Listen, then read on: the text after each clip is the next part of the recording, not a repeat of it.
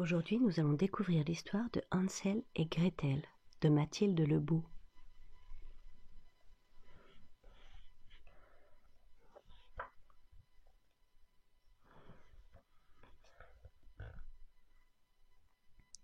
À la lisière d'une vaste forêt, vivait un pauvre bûcheron avec sa méchante femme et ses 2 enfants, Hansel et Gretel. Une année de famine, le bûcheron se désespérait de ne pouvoir subvenir aux besoins de sa famille. Qu'allons-nous devenir? Comment nourrir nos malheureux enfants?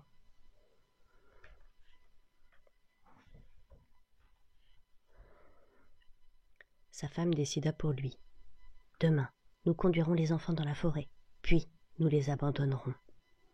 Le bûcheron, d'abord horrifié, finit par accepter.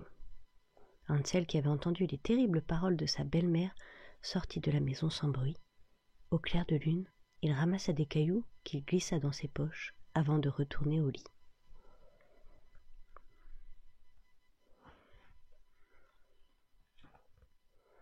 Le lendemain, la famille se mit en chemin. Pendant que les enfants préparaient un feu avec des brindilles, les parents partirent couper du bois. Comme son père et sa belle-mère ne revenaient pas, Hansel montra à sa sœur les cailloux qu'il avait astucieusement semés. Grâce à ce stratagème, les enfants retrouvèrent facilement leur chemin. En les voyant sur le seuil de la maison, la marâtre furieuse dit à son mari « Demain, nous emmènerons les enfants encore plus loin dans la forêt. Cette fois-ci, ils ne pourront pas revenir. »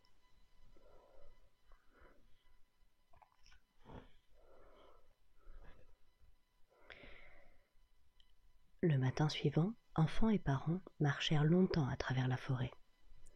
Hansel, qui n'avait pas eu le temps de ramasser de cailloux cette fois-ci, émietta le morceau de pain qu'on lui avait donné. Le bûcheron et sa femme partirent couper du bois, laissant les enfants seuls, à nouveau. Affamés et fatigués, Hansel et Gretel s'endormirent en attendant leur retour. Mais hélas, personne ne revint les chercher.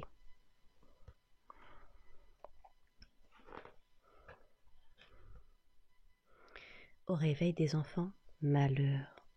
Les oiseaux avaient picoré toutes les miettes. Perdus et apeurés, Hansel et Gretel marchèrent plusieurs jours avant de découvrir une étonnante maisonnette. Construite en pain d'épices, elle était coiffée d'un appétissant gâteau au chocolat et décorée de sucreries et de friandises.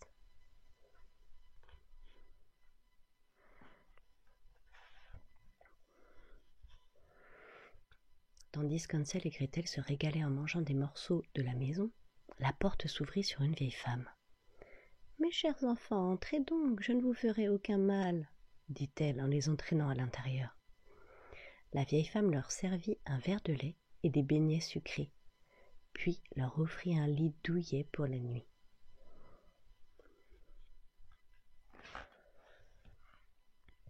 Mais la vieille femme était en réalité une méchante sorcière qui avait construit la maison en pain d'épices pour attirer les enfants. À l'aube, elle enferma Hansel et ordonna à Gretel de s'occuper de la maison. « Quand ton frère sera bien dodu, je le mangerai !» s'écria-t-elle. Chaque matin, la sorcière touchait un doigt du petit garçon pour savoir si celui-ci avait engraissé. Mais comme la sorcière était pratiquement aveugle, elle ne s'aperçut pas qu'Hansel lui tendait une brindille à la place.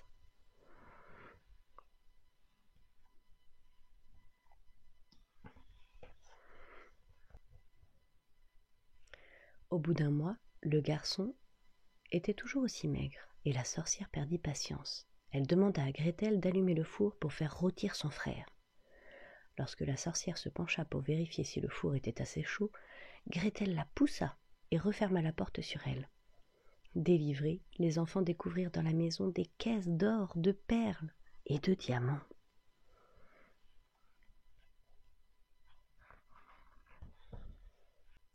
Sur le chemin du retour, Hansel et Gretel furent bloqués par une large rivière. Sans pont ni barque, ils ne voyaient pas comment la traverser. Ils aperçurent alors 2 majestueux cygnes blancs. En grimpant sur leur dos, les enfants purent atteindre rapidement l'autre rive.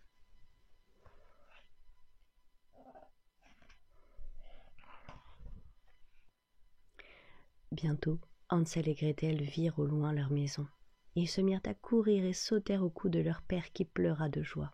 Sa femme venait de mourir. Désormais, plus rien ne pourrait le séparer de ses enfants.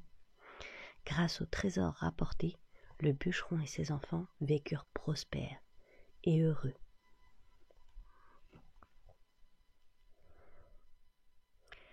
Hansel et Gretel sont abandonnés dans les bois par leurs parents.